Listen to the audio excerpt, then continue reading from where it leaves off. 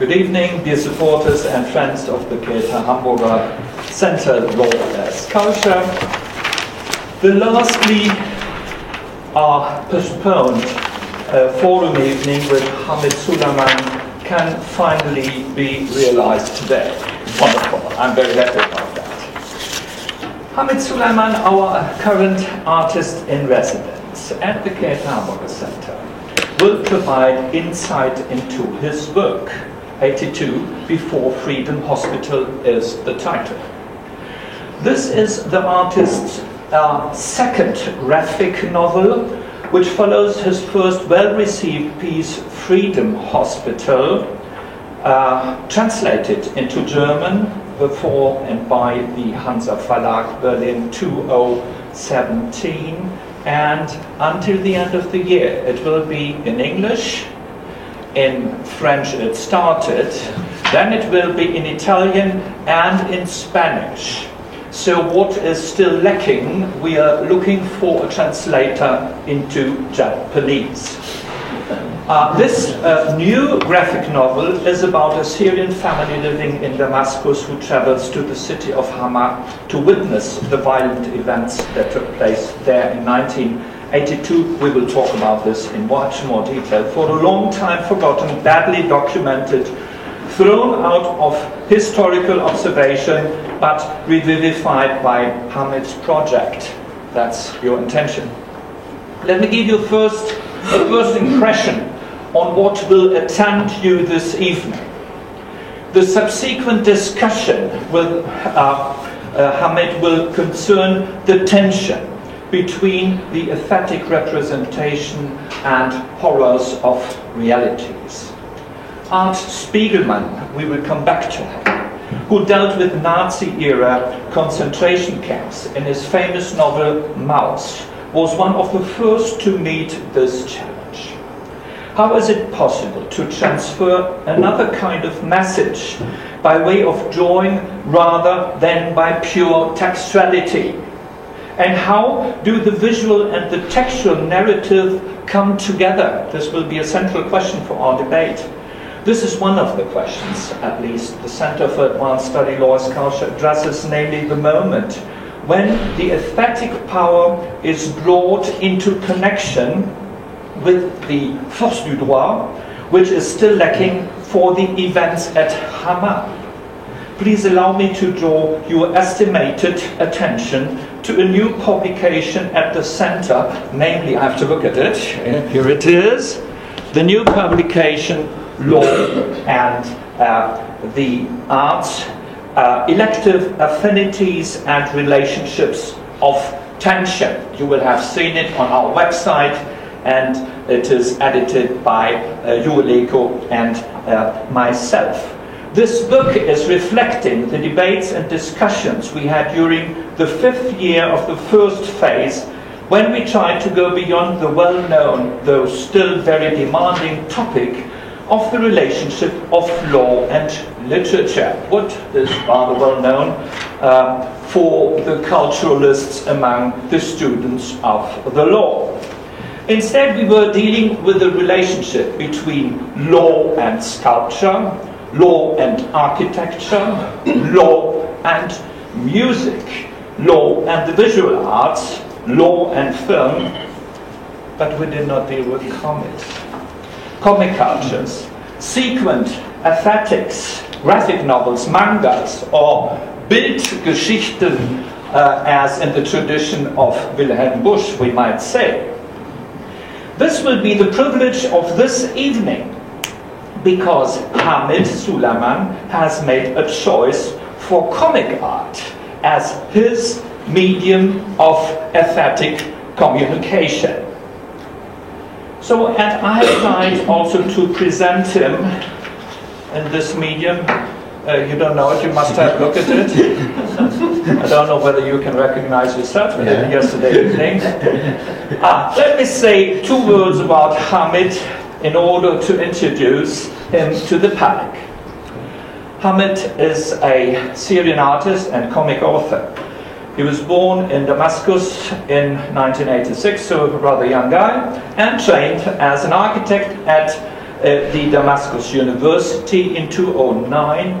Due to the Syrian civil war, Hamid was forced to flee this country. You might tell about that. Perhaps he is currently based at the center and also in Paris and in the future in Berlin, if I understand right, where he continues his work as an artist. In April 2016, he published his first comic book, Freedom Hospital.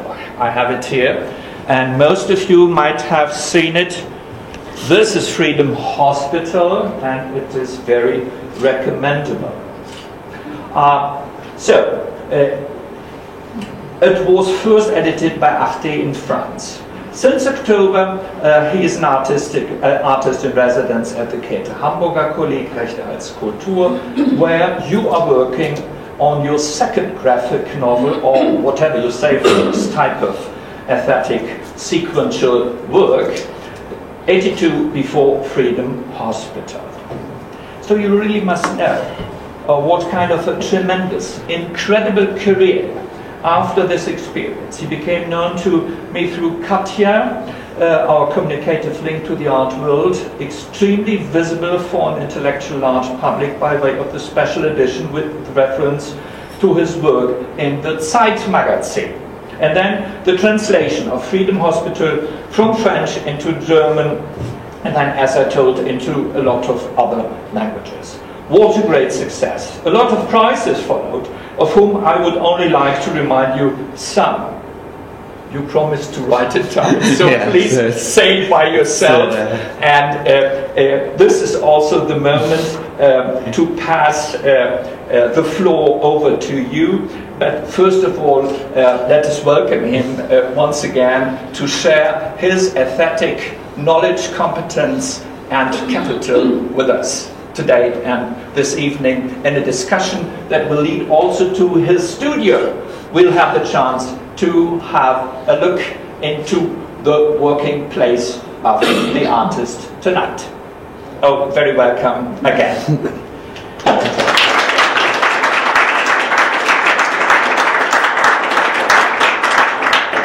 So first of all, thank you for being here, and thanks for everybody who works here in the Kolleg. I'm here since the beginning of October, and I met firstly Käte. We met in Berlin, and this is how I end up being here. And it was nice for me to start directly to make the second book directly after I published the first. And since I met Dr. Gebert, we had a talk together in July, I remember. And this is why I chose to work on this project, especially that it's related to the project here in the center, and the relation always between laws and culture. And since my domain is comic, I was starting to work in this comic, so I'm so happy to work here, to exchange with all the fellows, to build a new knowledge, especially that I am not academic. I hardly finished my not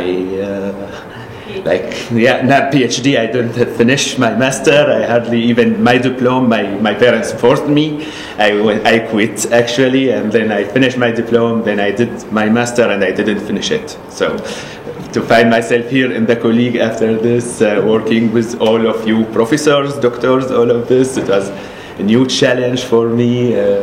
When I came in the beginning in the center, I was like a little bit suspicious from working here, but after being here for a few days, I felt really, really welcome. So thanks all of you for this.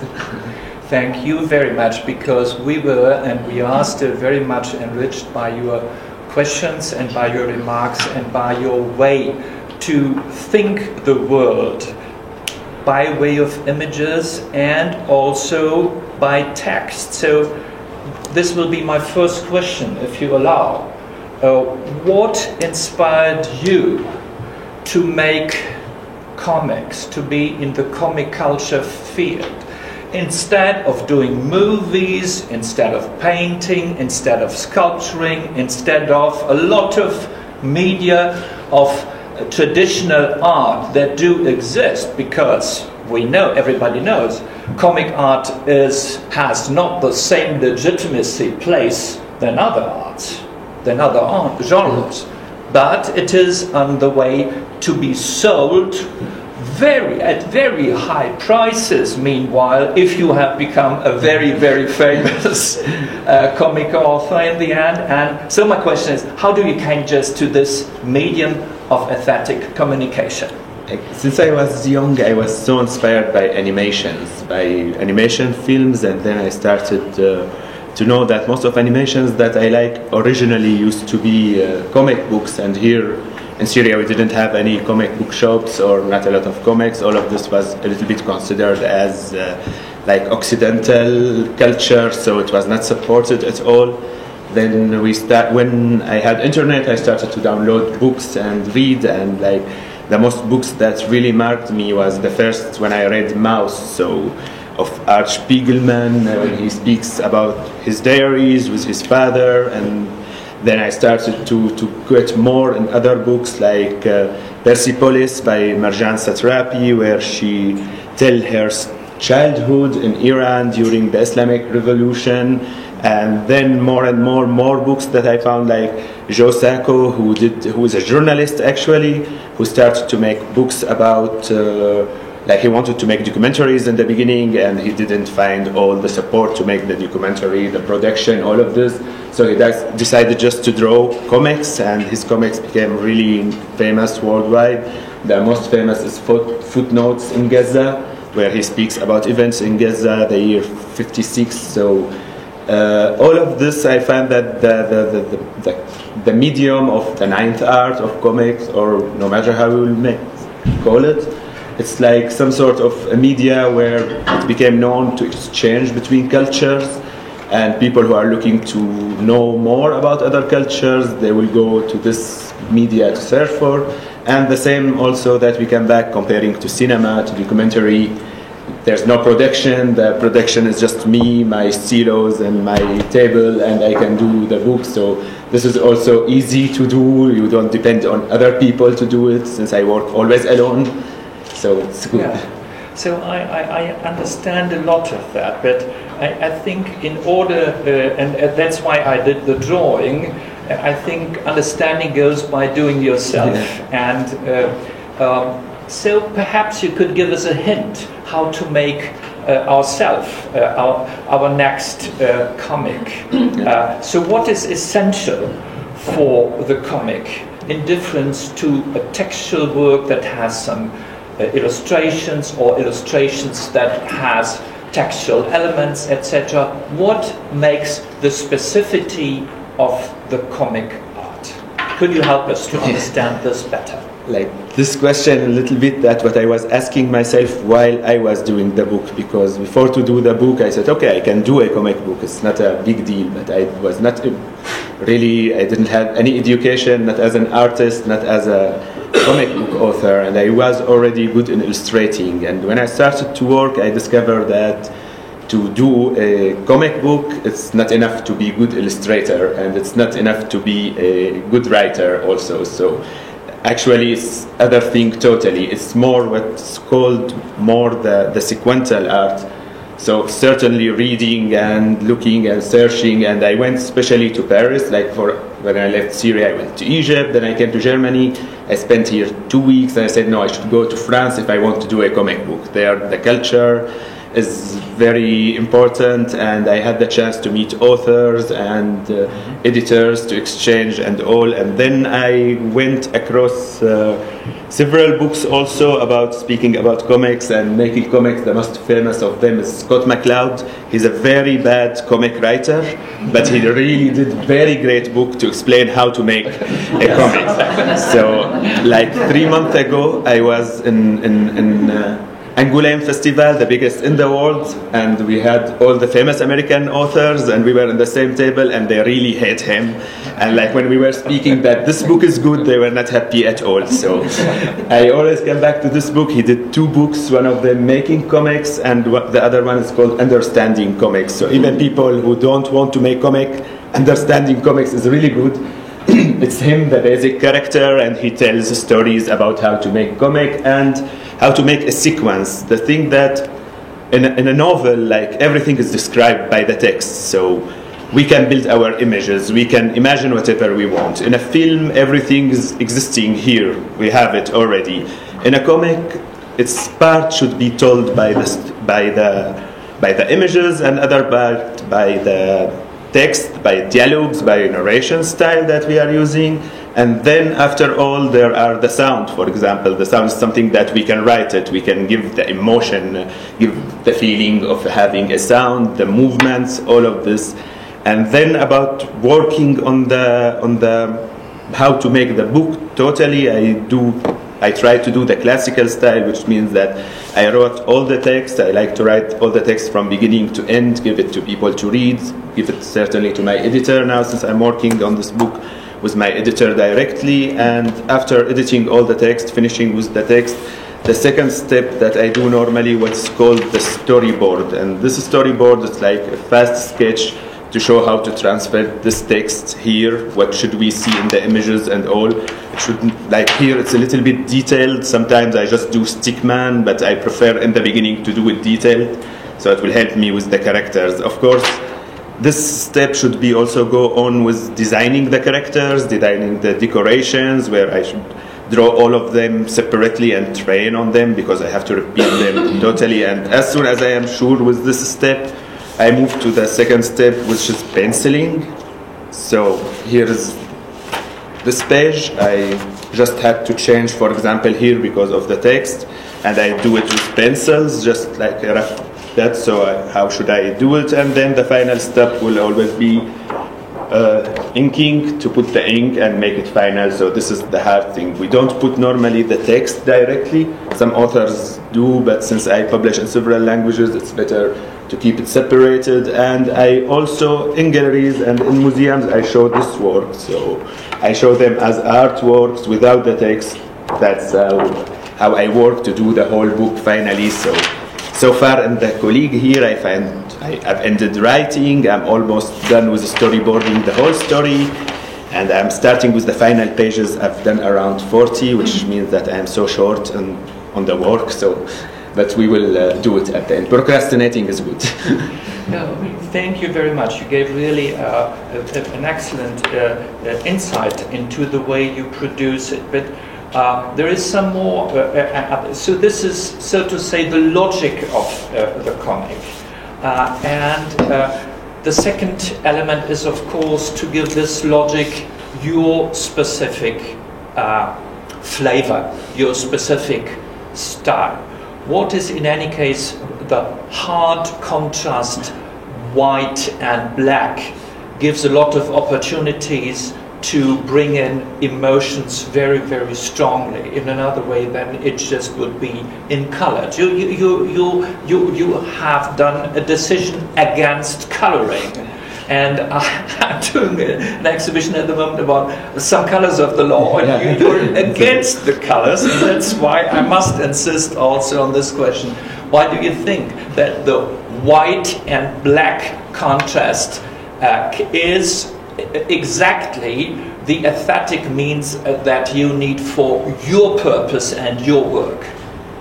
There are a lot of reasons, actually, for me. Like, when we go back also to the examples that I showed, most people who work about this kind of subjects, they use black and white, like Joe Sacco, Marjan Satrapi. Most of authors in the Middle East, we use black and white. I don't know why exactly. But me, what I really worship when I draw is shadows. So mostly of all the drawings that we see, we are not seeing any objects, we are just seeing the shadows. This is why when I do my penciling, I draw the whole scene, then I draw the shadows, then I remove everything else, I keep only shadows. Otherwise, like the metaphor of black and white, I used to be somebody like, when I was younger, to see world only black and white, extreme. I have only right and wrong, I don't have any flexibility, any tolerance about things. And I still sometimes look at things like this, but always people used to say me, life is not black and white.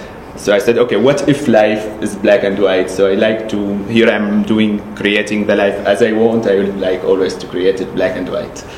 I did not want to plead for the shadows of grey.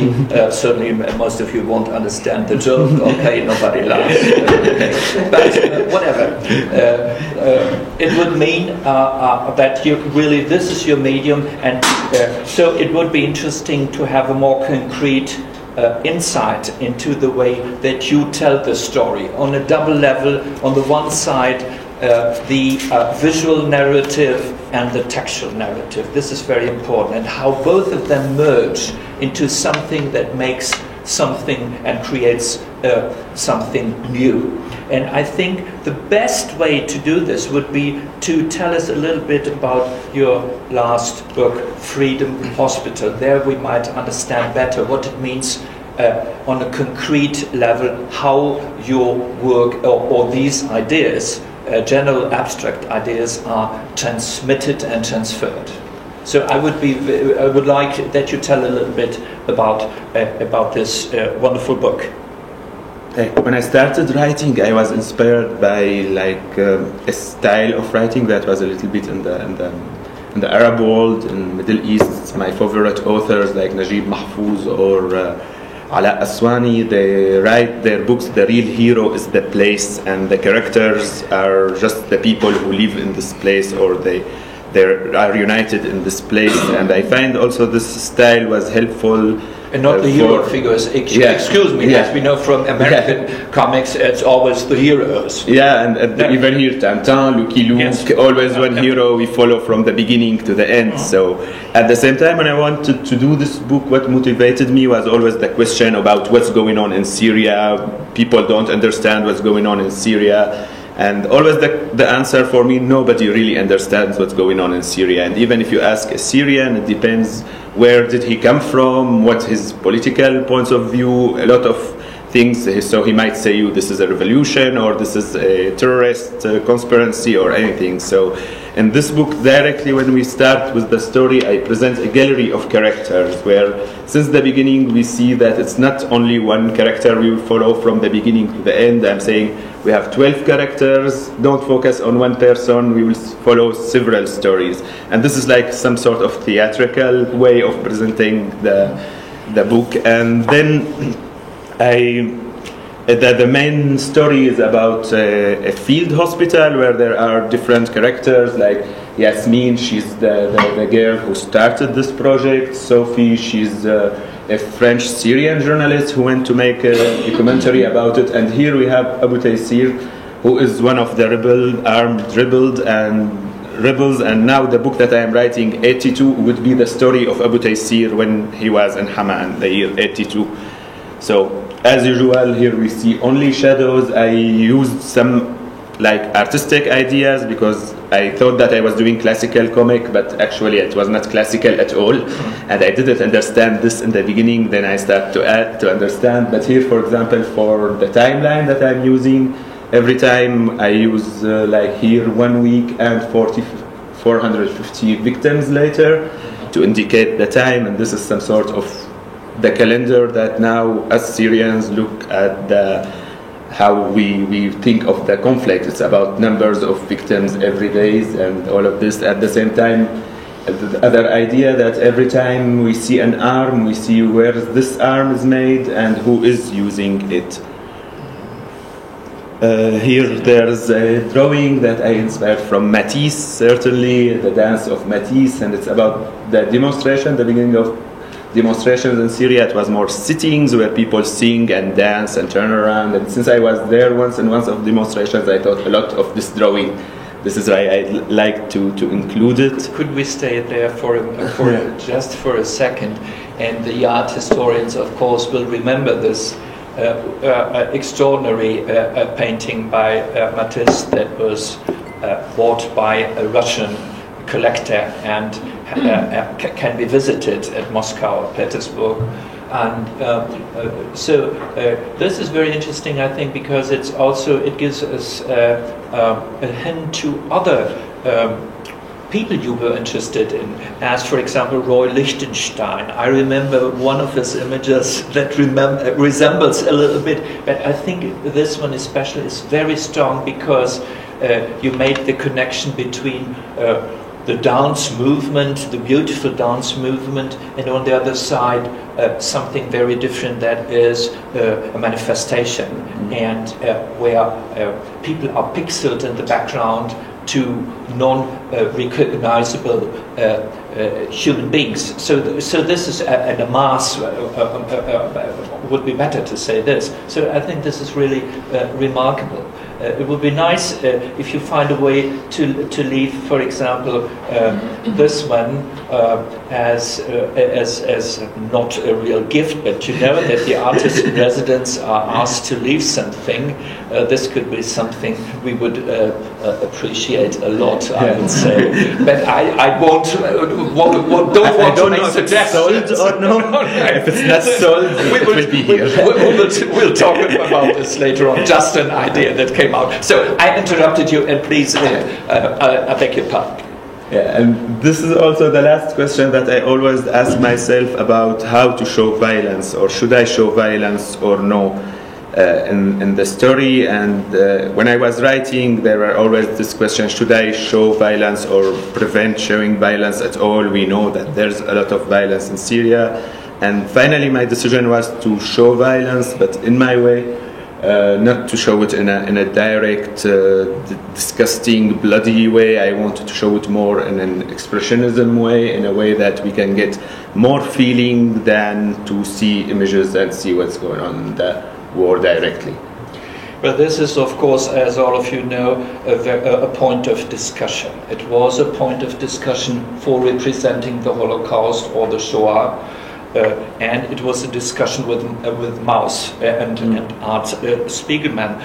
But we have a lot of examples. You might remember La Vita è Bella, a wonderful movie that also caused a lot of reactions, not only positive ones. But are things like the horrors of the war and of the Shoah, the genocide, representable? What does it mean? What is the danger in it? Sometimes I have the feeling as if there would be a kind of an iconoclastic hindrance to represent horrific things, so as there would be a commandment: don't make an image of the horrible things of life. Something of that kind. I feel very often. On the other side, we know from the history of art that Goya, that Picasso, that a lot of artists, also Otto Dix, for example, were using it. But what, of course, if you allow me to say this, and you may react, and because you have done it also to represent horrific and the horror of the condition humaine. Another danger might be that by using aesthetic means, it could be a risk of aesthetization of the object, and to lose some kind of seriousness of the moral questions behind. And since the Fleur du Mal, we know for understanding modernity that the moral and the aesthetic discourse does not always converge and may be a different one. This is very important. However, I would say there can be a certain risk that representing, for example, the losing of a leg may be, and you have done it in your book, may be accompanied by a very aesthetic image. So you know what I'm talking about, what kind of problem and what kind of challenge and what kind of tension in this way to represent things are built in. And my concrete question is now, how do you avoid aesthetization? And this, of course, both of us would not share as a tool. Like, for me, when I work, I just wanted to do whatever I feel, not like putting any kind of ethos censor on myself to think, what should I do, what should I not do? I just do things, and then I decide to show it or no. And for example, the picture that you are speaking about the leg, it was more that I wrote a text actually about all the parts that were lost in this war, like all people who lost a leg, that this leg will never be put in cold water ever again. It will not kick a ball ever again. And I had this text, and then I removed this text. This is the picture that you are speaking about. And like my editor, he was against this picture actually. He said we should not put it. And me, I said him, it's just with the sequence, it goes on. But in this picture, I was more showing like real details. It's less showing less emotions. It just show details. And this is, for me, was always a question between the picture and the painting. The thing about Syria exactly today, we see a lot of videos, pictures. They get out of Syria. Sometimes some of those pictures become on the covers of all journals or magazines in the whole world, like the photo of Aylan, the little child who drowned, or other photos from which become some sort of iconic, the guy who's the executor of ISIS. So other photos of war, of father losing a child, or all of this. Mostly those images are made by amateurs. They are not made by professional journalists. And like those amateurs, they know how to take a photo, but they don't know how to put a story behind the photo, like how the journalist does. So professional journalist, he knows that the photo is important element in making news, but it's not the only element. We need to know who are those people in the photo, how did they arrive here, why would they were in this place, and what they feel, and what's the impact of all of this. So when I was working in this book, I really used a lot of photos from the press. I took them, I reworked on them, and I put my characters between those people. So when we see these photos of people demonstrating, we know that one of our characters, one of the people that we already met, that we will live with during the book, is one of those people. This is why the kind of how to show images and all, I was more focusing on this than any ethnical project, like any moral or ethnical way of thinking. It was more just to go with the text that I am working with.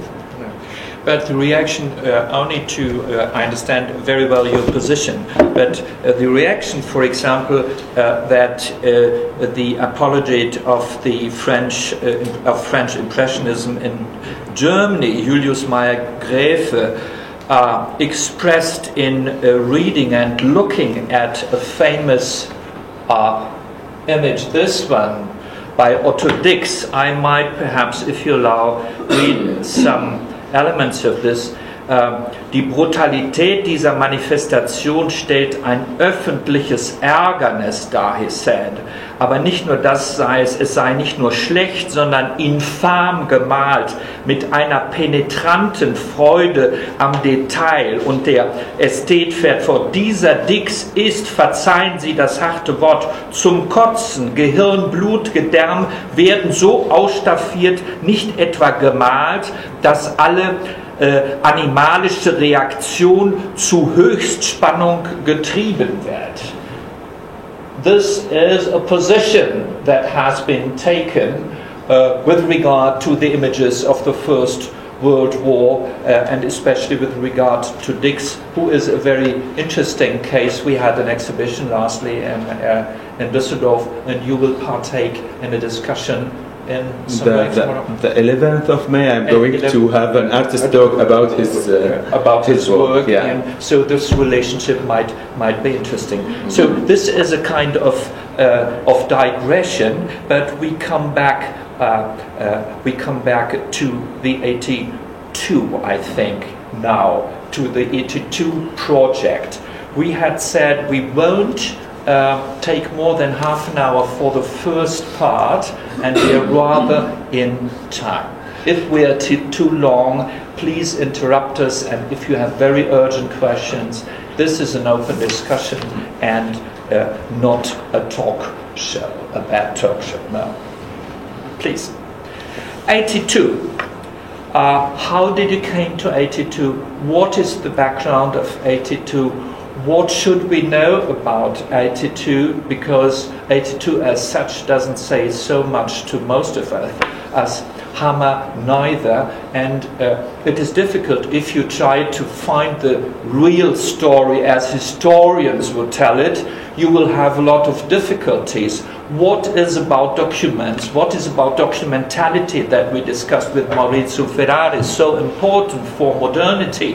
How is the access to this topic? Please tell us and explain us. Me, I was born in the year 86, so like since I started to have conscious, like I was already 10 years after the events of Hama, but like every time I see my parents or people speaking about Hama, there's this thing that whispering, we should not speak loudly, nobody should speak about those events, nobody should even mention them, nobody dare even to mention them at all. And this was always a question that everybody says and listen to, but nobody really dared to ask. So it was like a ghost behind me and behind every Syrian, that everybody knows that if we look back, there is this events of Hama 82 that nobody dares to speak about. So those events, we know that in our education they are not mentioned. We know that as students every day we should make an oath for Assad and Ba'ath Party, and we should say that we will have an oath to fight the criminals of Muslim Brotherhood forever. In the education and the political speech of Syria, they say the events of Hama, where the regime has saved Hama from the criminal terrorists, Muslim Brotherhoods, and all of this. After all, to look on those events, I had a lot of friends who came from Hama. I tried to speak to them, and all of them, they refuse always to speak about these events. Just to go back a little bit in the history of Syria. Syria was a French colony. We take the independence the year 46. From the year 46 to the year 58, there were like some sort of democracy. Like in Lebanon, we had a parliament. Most of the powers of political power were for the parliament, so it was rather a good democracy at the time, French constitution, and this started to collapse the year 58 when Abdel Nasser declared the United Arab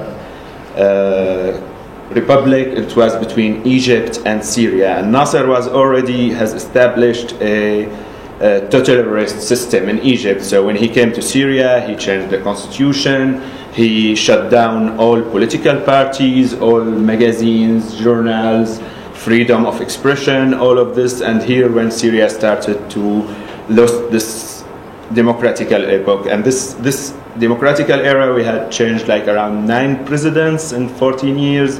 Most of them, all of them are civilians. The newborn country couldn't go on so long. It collapsed the year 61, and with this moment it was Ba'ath Party who took power.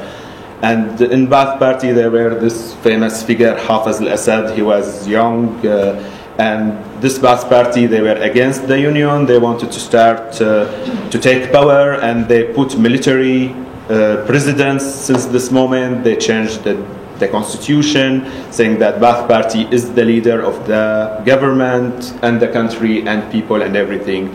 A lot of fighting between Ba'ath Party, between each other, ended by Assad becoming the president the year 70. So until the year 70, the Ba'ath Party was not so much powerful, but there were a lot of movements against Ba'ath Party. There are already what we call the Nasrists, the pro-Nasser people, who were for making the union again with Egypt. They were fighting against Assad. Communists were powerful in Syria, and communists also had a plan to make a totalitarian country, maybe in Syria if they succeeded. And then there were the Muslim Brotherhood. They were also like in Egypt, like in Syria. The last free elections made in Syria, the year 57, communists had around 8% of votes, and Muslim Brotherhood around 7%, and all the other two independent Ba'ath Party had 4%. So mostly independent figures who ran. But if we look at political parties, we had those 3 political parties. From the year 70 to the year 82, Assad started really to follow and chase all the opposition after he finished cleaning the inside house in Ba'ath Party. And here they started arresting people. A lot of people started to flee Syria since that moment, and the situation started to become more difficult. And here where there's a group of Muslim Brotherhood who said that this regime came by a coup, came by power, it could not be removed but by power, by arms and by revolution, by armed revolution. And like the political leadership of Muslim Brotherhood, they declared that they are against violence, but in reality they said that this might be a chance to make more pressure on the regime, to negotiate with the regime to change. And everybody was looking for a change. Like Assad was not a dictator yet. He was just here trying to become a dictator, and everybody thought that he will not win and he cannot do it. At that moment, for example, my parents were in the Communist Labour Party. My father was arrested for a while. Most of my friends of my father were arrested.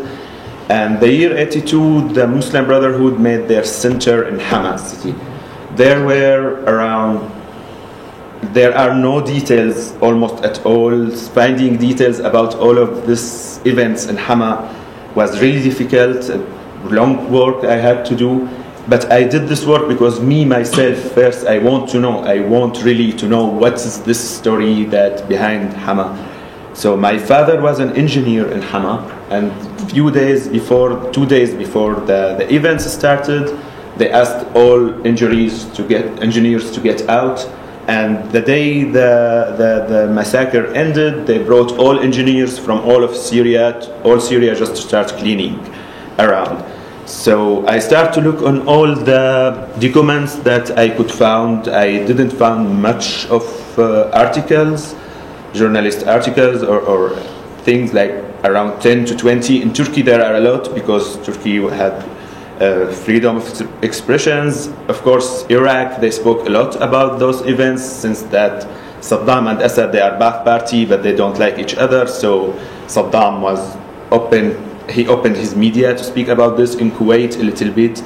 And I had also to speak to survivors who lived this, and I had to speak with a lot of people who were living all over Syria during this time, between the 70s to 82. The clean thing that there are group of Muslim Brotherhood, there are between 200, 300 minimum to 2,000 maximum, trained soldiers who started to take control of the city. As a result, Assad decided to just give a lesson to all Syrians to stop thinking of any change in the future. He took it as a chance just to give this lesson by being so violent. The massacre went on for 27 days. The number of victims until now is unknown. Nobody knows exactly the number. Human Rights Watch speaks about 25,000. Amnesty International 20,000. The regime by Patrick Steele, who wrote the biography of Assad, says that it's around 10,000 civilians, not all of them civilians also. And then Muslim Brotherhood, who documented this, speaks about 80,000. And the real problem about this number, and actually just the fact that we don't know this number until now, is a crime against humanity already. There are no procedures has done all over the world, not international justice, nothing, no one has investigated yet about these events. And the real big problem about finding the number of victims is that certainly there are minimum, I think, more than 15,000 with the less expectations, but the real problem is that there are a lot of people who were arrested, and they were arrested under martial courts, prisons, so they don't have the right to have lawyers. Their families will never know where they are, if they are dead or alive. I have some friends that their parents were arrested the year 82, and until today they don't know if their father is dead or alive. The mother can't get remarried, they can't sell their apartments, they can't do anything in their life since the year 82. I was imprisoned in Syria for a week, and it was one of the worst prisons, and like some people call it also as a concentration camp. The whole photos that get out of Syria about the 13,000 people who were tortured to death in this prison, in the same place where I was. I have a lot of friends who died there. That I was arrested the first 3 days. I was in a shoe alone. I couldn't speak to anybody. The fourth day was the first time when I could speak to other prisoners. I saw an old man, he has long white beard, and I asked him, since when are you here? And his answer was 82. And this is like a moment I will never forget, and this is why I chosen to take this as 82. After looking more I met leaders from Muslim Brotherhood in Egypt and here in Germany to ask about their points of view. There are some documentaries made by Al Jazeera. They were more to show that the political Muslim Brotherhood leadership were not responsible of this. And me, I said, I want to write fiction, I want to know more information, I want to know, and I want to present this in a fiction about what's happening in Hama. Maybe this question will be re-asked again. And then while I was researching, I crossed a video. Felix, can we put the video, please? It's in French, but this is the only video that was published about this.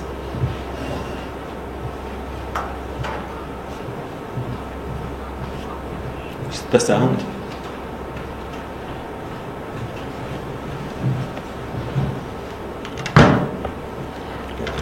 Sorry. L'église de Libération qui nous apporte ce soir un témoignage exclusif. Vous ne verrez pas son visage car il tient à garder l'anonymat afin de pouvoir retourner en Syrie. Car c'est dans ce pays qu'il a réussi à reconstituer les conditions de la répression exercée par l'armée syrienne envers les frères musulmans.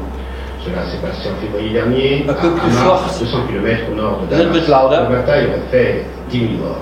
La ville d'Hama est aujourd'hui encore un calibre aux étrangers. Alors, ça c'est développement, comment vous avez réussi à pénétrer cette ville? C'est-à-dire que ce qu'il faut dire tout d'abord, c'est que tous les moyens de communication sont rompus. Le car ne s'y rend plus, les taxis ne s'y rendent plus, donc le meilleur, ce n'est pas un conseil que je donne, mais la meilleure chose à faire en fait, c'est de prendre le car régulier qui va de Damas à Alep, de lui fausser compagnie à Homs, c'est-à-dire à quelques 35 km de Hama, et ensuite de trouver un taxi ou un particulier qui sera assez fou pour, moyennant, disons, plusieurs centaines de livres syriennes, accepter de vous emmener dans cette ville. J'ai eu cette chance, et c'est comme ça que j'ai pu pénétrer à Hama, dans les faubourgs ouest de la ville, qui n'étaient pas encore tombés aux mains des troupes et qui, je pense, ont dû tomber depuis quelques jours, 2 ou 3 jours à peu près. Donc, pendant tout le mois de février, vous avez une bataille entre l'armée syrienne et les frères musulmans. Les frères musulmans, je le rappelle, sont les intégristes musulmans qui s'opposent en fait à toute évolution, à tout progrès, et qui défendent le strict respect de la religion. Alors, vous dites 10 000 morts, 10 000 morts, c'est un chiffre énorme. C'est un chiffre qui est considérable. Ce qu'il faut savoir, c'est que les troupes gouvernementales, dès le 3 février, début des émeutes, ont entouré la ville et l'ont systématiquement pilonnée durant 3 semaines avec de l'artillerie lourde, les blindés, etc. Quand je suis entré, disons que je suis entré aux alentours du 22, pour ne pas être trop précis, et j'ai vu moi-même des dizaines de morts qui brûlaient, qui étaient tirés par les gens, qui étaient enfermés dans les maisons, parce qu'il se trouve que les gens n'ont pas envie que les morts ou les blessés tombent entre les mains des troupes gouvernementales. J'ai vu les gouvernementaux eux-mêmes qui creusaient des charniers à la pelleteuse pour enterrer leurs propres morts. Et fait rarissime en Syrie, qui est un pays qui est extrêmement pudique sur ses pertes, la radio officielle a déclaré, et le mot est absolument exact, que leur perte elle-même avait été énorme. J'ai rencontré un médecin qui m'a dit en tout cas pas moins de 8 à 10 000 morts. Les religieux que j'ai pu voir m'ont dit entre 10 et 15 000 morts. Les frères musulmans, évidemment, eux parlent de 20 à 25 000 morts. Mais je pense que 10 000 morts est une moyenne que l'on emploie de Homs à Hama, de Alep à Latakia, dans toute la Syrie. Personne n'ose en tout cas descendre en deçà de 8 à 10 000 morts, et je pense que c'est une moyenne à peu près raisonnable, mais lorsqu'on arrive à 10 000, 12 000, 13 000, on peut plus être très sûr. Et quelle est la situation aujourd'hui? Est-ce que les combats continuent? Quand j'ai quitté la ville, j'ai eu l'impression que les dernières poches étaient à peu près tombées aux mains des gouvernementaux. J'ai appris dans la journée d'aujourd'hui par des sources frères musulmanes que des grottes qui sont taillées dans la montagne et qui servaient aux musulmans de repères et de lieux de combat contre les forces ottomanes, ces grottes tiennent encore. Il y aurait 2 ou 3 poches dans le nord et dans l'ouest de la ville qui tiennent encore, mais Hama et Hama seul s'est soulevé, et ça ne devrait être plus qu'une question d'heure si le gouvernement continue méthodiquement la répression qu'il a engagée depuis le 3 février. Je vous remercie. So perhaps, excuse me, just two formal elements that you have seen. The French journalist did prefer not to be identifiable, except by his voice. This is very interesting. Why that? And this leads one again to the question, what is about this kind of secrecy that is behind?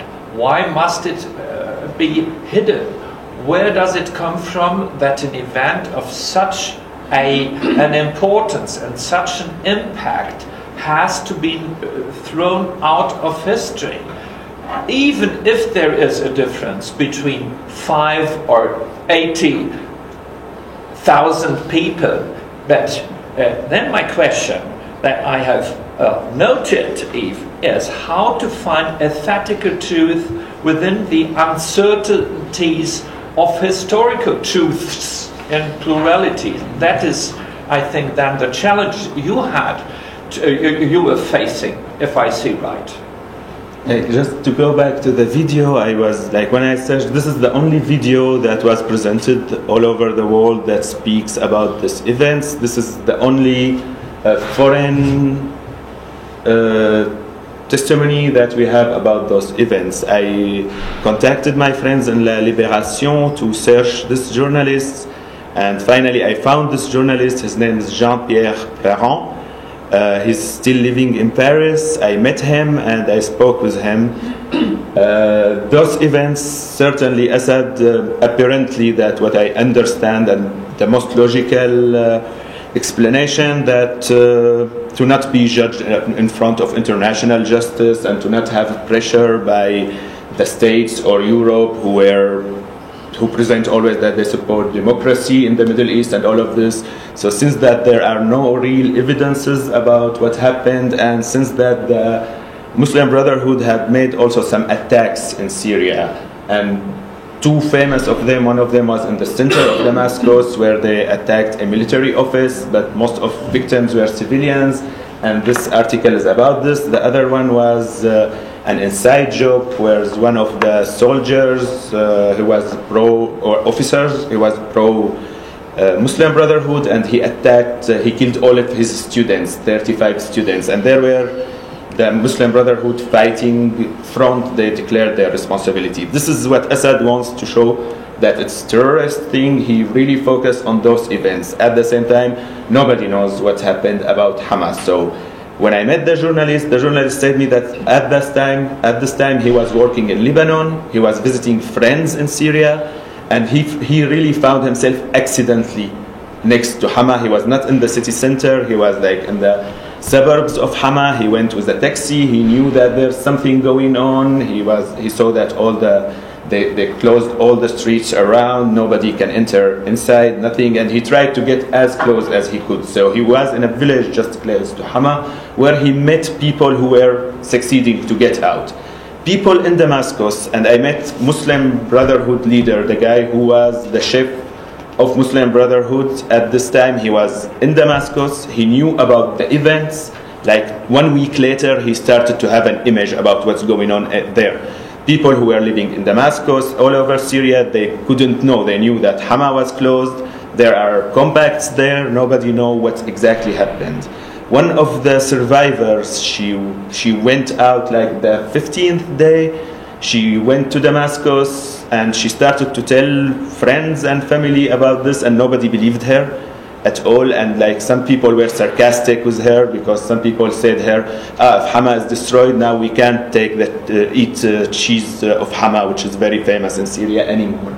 It took long time to people to start to really realize what happened there in Hama. Here we can see where is Hama in Syria, and the only thing that we have clearly is the photos about Hama. Here we see this neighborhood. It was considered by the UNESCO as a international heritage. It's the old city center of Hama, and it's all castles and mosques and institutions, and they are really famous and known all over the world.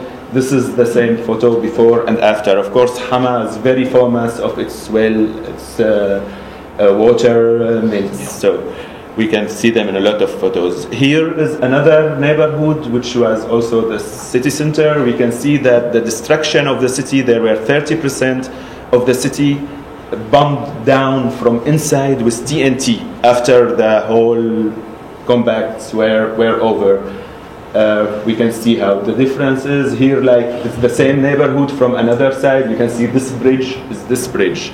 They really brought bulldozers to remove whole neighborhoods totally. And I met some people who used to live there. They have their apartments there. They forced them, who is always alive, they were obliged to sign papers to give up their properties to the government. Here was the church of Hama. It was not opened yet. It was almost finished. We can see that the minaret is still under construction. It became like this. This is all what rests from this church. So I just reworked on those images. I just reworked on them to see. And then those are the basic photos. This is the real photos and evidences that we have. And of course, the testimonies of people who lived those events and who tell their story about. If we search on internet, we can find some sort of other images. But like most of them, they are not from Hama. I really searched. Some of them comes from Lebanon war or from other wars. The only photos that are credible are those photos that we saw. So may I interrupt you here? So then, of course, there is a question: how did you get out of this uncertainties of historical realities with a background, empty space of the ghost thing, as you called it, with a lot of evidence and testimonies, indirect testimonies of a massacre that took place there. We can't tell it, name it otherwise. And how, within this historical space, so to say, you projected your fictional story. This would be my question now. How did you work it over, and did you transfer it to the storytelling way that comic art and your special art is doing with that?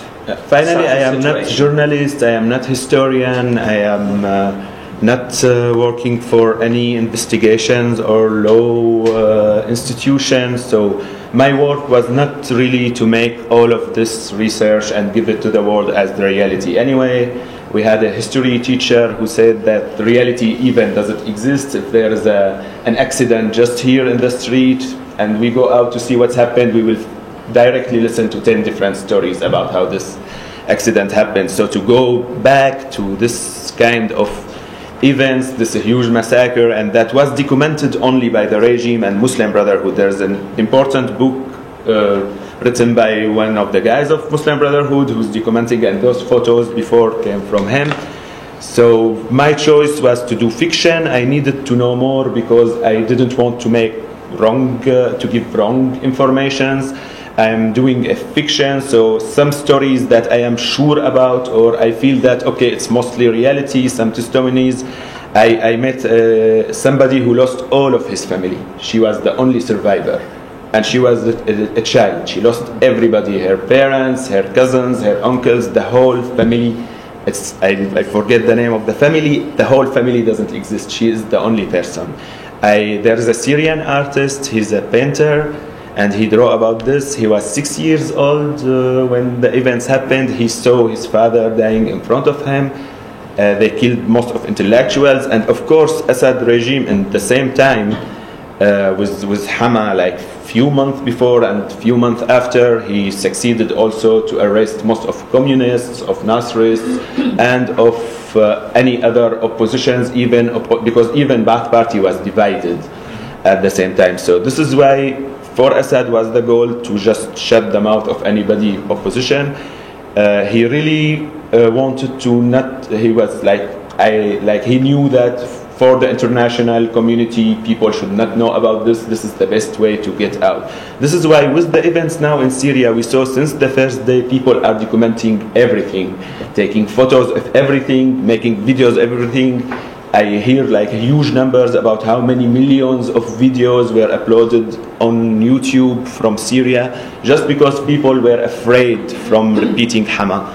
The first days of the demonstration, this Hama thing came up directly, where people started to talk about this again. Even presidents all over the world, when they speak about Syria, they came back. So finally, after all of this, I just took I present here the new characters that I am working with. So here is Abu Taysir, who is one of the characters of Freedom Hospital.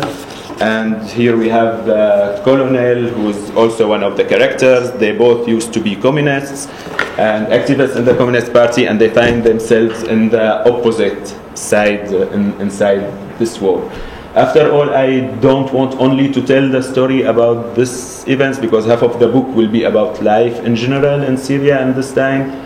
Then I will present, without saying details about numbers or victims or anything, I will present more images without getting in details. And at the end of the book, I will just write some informations. But about the events going on now in Syria, I was collaborating with l'Office français de lutte contre les crimes d'humanité, the French office of to fight human crimes, crimes against humanity. And now there is a procedure and investigations. It's European project in all European countries to start investigation now, during that the war is still going on in Syria. This never happened before. All this kind of events, investigation starts really late. And for Hama, until now, there's no investigation. I had contacts with Lahai and with Genève, and I know that there is one little procedure about Hama, but it's more related to the brother of Assad, Rifat, who lives in France, who is a French citizen. Otherwise, also like Assad, he put all the blame on his brother, Rifat, and Rifat get out of Syria, and he came to France with all of his money and everything, and he's one of the most rich people in Europe. And this procedure was laterally because he has paradis fiscal in France also, so it's not related to the events directly, so it's more political. So the main story will be about this family, Abu Taysir and his wife, who went to visit their family and friends in Hama, and they wanted to have a look about what they were hearing in Hama. They visit the mother. So they are kind of strangers who came into. Yeah, they come from the city originally, but they live in Damascus. They come back. Okay. Yeah. And those are some of the finished pages, but I'm working really in not chronological order, so I couldn't present you one finished chapter. But here's just some images to see how I'm working with. After all, this is one of the famous cartoons, one of the most famous about Syria. It's about the relation between Assad, the father, and the child, and this reflection between Hama and what's happening today. Especially that the photos of destruction mostly are the same as the photos that we see from Syria today.